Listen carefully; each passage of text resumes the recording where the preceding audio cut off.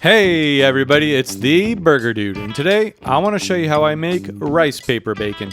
One of the easiest and tastiest vegan bacons you can make right in your own home.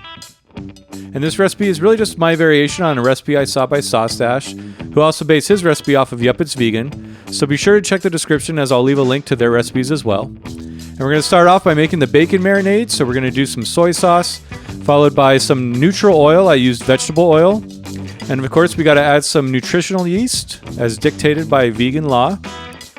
Next up is some liquid smoke, which is going to impart a smokiness to it, followed by some maple syrup, which will just make it a little bit sweet, but you probably won't even really notice. And then some smoked paprika, which is obviously going to impart some smokiness as well.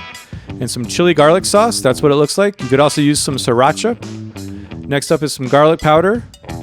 And then I'm also going to use this umami seasoning, but you could also use some of this accent seasoning, which is technically MSG. So if you don't want to use MSG, go ahead and skip it. But I do like the way that the accent tastes. It kind of makes it taste exactly like fast food bacon. So I gave it a taste with a clean finger and decided, you know what, I'm going to throw some accent in there just because.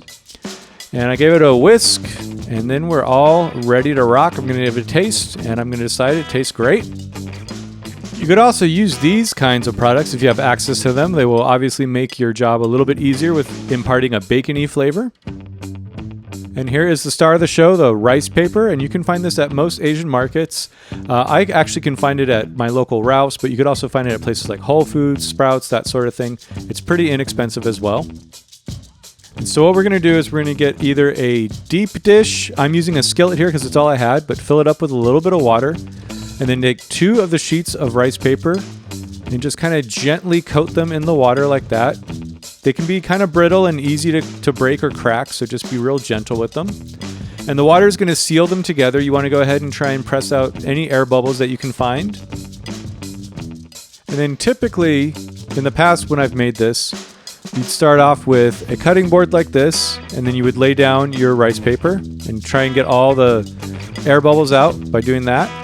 And then you would go ahead and slice it up. I'm using a pizza cutter, which I find to be the easiest way to do this. And you can cut it lengthwise and then cut it in half like that to make them shorter. And the problem with this that I found was that it gets very sticky. It's almost like the glue on the back of, like when you get a magazine subscription and your address, the sticker and the glue that they use to get the sticker on there. It's kind of like that. And then after that, you have to, take them and dip them in the marinade, and it's a little time consuming, and I got to be honest, I'm pretty clumsy, so it was kind of difficult for me the first few times I did it. So I thought, instead of doing it this way, what if we took our marinade, just put it in another skillet, and before we slice up our rice paper, we'll just go ahead and coat it in the marinade like that. And the reason I like to do this is now that the marinade is on there, it's not sticky, it's a lot easier to work with. And so once you feel like you've gotten a good coating of marinade on your rice paper, we're going to take that same cutting board, and then we're also going to get a wire rack. Now just imagine that all those slices of bacon aren't there yet. This is obviously later when I kind of perfected this whole little thing. So just pretend that for the sake of argument that there's no bacon on that wire rack. And then go ahead and just kind of smooth down the edges because we're going to take our pizza cutter. And for those keeping track, yes, this is the second pizza cutter I have in this video. The first one I broke in between these 2 shoots. So go ahead and slice up your slices of bacon however thick you like. You could either leave them long like that or you could slice them in half again. And then when you're done slicing them up, go ahead and let them rest on a wire rack like this. Or you can also save them for later and just put them in some Tupperware. And then that way, if you don't want to fry all of your bacon up at the same time, you can just keep it for later. And then if you want to have a couple pieces for breakfast or for a sandwich or whatever, you can just pull a couple out of the Tupperware and fry it up real quick. And these do fry up very quickly, so it's not a big deal to have some laying around.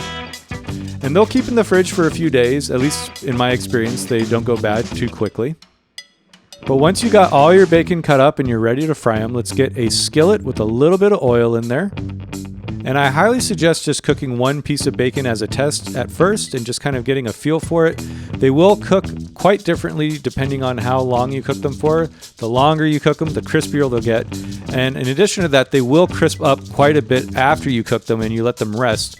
So really, I would recommend just doing 1 as a test just to kind of figure out what kind of texture you like, how long to cook it, and that sort of thing.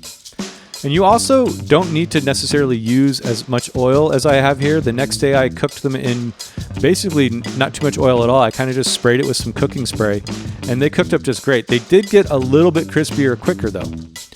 And once you got them all cooked up, I like to let them rest on a wire rack. And now I'm going to go ahead and show you the variation in texture here. These ones on the right, I cooked a little bit longer, so as you can see, they are a little bit crispy. And the ones on the left, I cooked for not as long, and they're a little bit chewier. Slightly crispy, slightly chewy. That is the texture and consistency that I go for. And I just suggest experimenting and figuring out what you like. And once you do know what you like, you go ahead and make a BLT. You could make a classic breakfast. You could make a guacamole bacon burger. Man, that thing was good. You could also do a breakfast hoagie, which I really don't understand why breakfast hoagies aren't a thing. But you could also make a Wendy's vegan Baconator. And I'll go ahead and I'll leave a link right there if you want to go ahead and make that Baconator, which I highly suggest. But either way, I hope you have fun with this rice paper bacon.